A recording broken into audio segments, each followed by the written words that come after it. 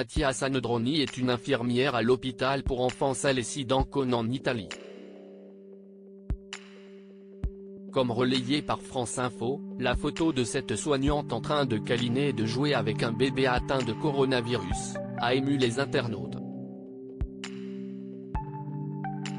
Emmitouflée dans sa combinaison, elle prend soin d'un bébé atteint de coronavirus. Le bébé Matteo, âgé de 7 mois, a été emmené par sa mère aux urgences de l'hôpital à cause d'un mal de ventre. Toutefois, le protocole de l'établissement exige de faire le test PCR ou antigénique pour tous. La mère et l'enfant ont donc été testés et le résultat n'était pas réjouissant, ils étaient tous les deux positifs au Covid-19.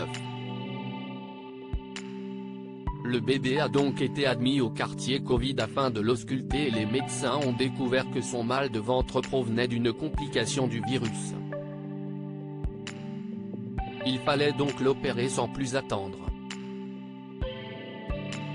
La maman quant à elle a été éloignée de son fils et a dû être placée en quarantaine chez elle. Tous les soins ont été prodigués au petit Matteo pour qu'il aille mieux. Sur la photo prise sur le lit d'hôpital, on y voit l'infirmière Katia, vêtue d'une combinaison de protection, prenant soin du bébé de 7 mois après son opération. Le petit ne semblait pas effrayé par l'accoutrement de l'infirmière, il désirait au contraire partager avec elle des regards rieurs et un moment d'amusement. Il ne voulait pas dormir mais seulement jouer et Katia était auprès de lui pour lui offrir ce petit moment de douceur.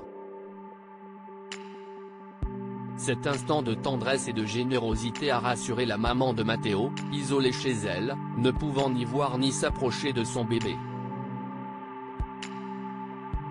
L'infirmière ne se considère pas comme une héroïne. Interrogée par le journal Corriere della Sera, l'infirmière est étonnée par un tel bruit médiatique.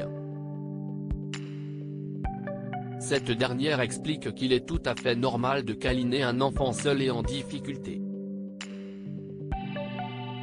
L'infirmière de 42 ans, a ajouté que n'importe quel autre infirmier ou infirmière aurait fait de même pour le bébé.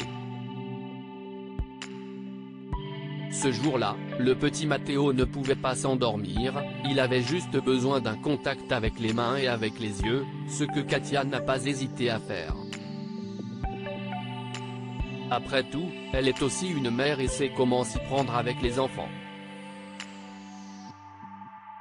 De plus, l'infirmière estime qu'elle est moins héroïque que la plupart de ses collègues qui sont sur le champ de bataille contre le Covid-19 et qui font des gardes de 24 heures. Cela ne doivent pas être oubliés.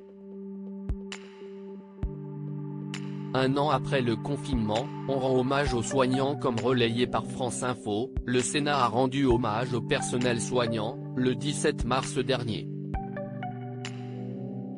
Dans ce contexte, le président de la Chambre haute, Gérard Larcher, a tenu à remercier l'implication ainsi que le dévouement des professionnels de santé considérés comme exemplaires.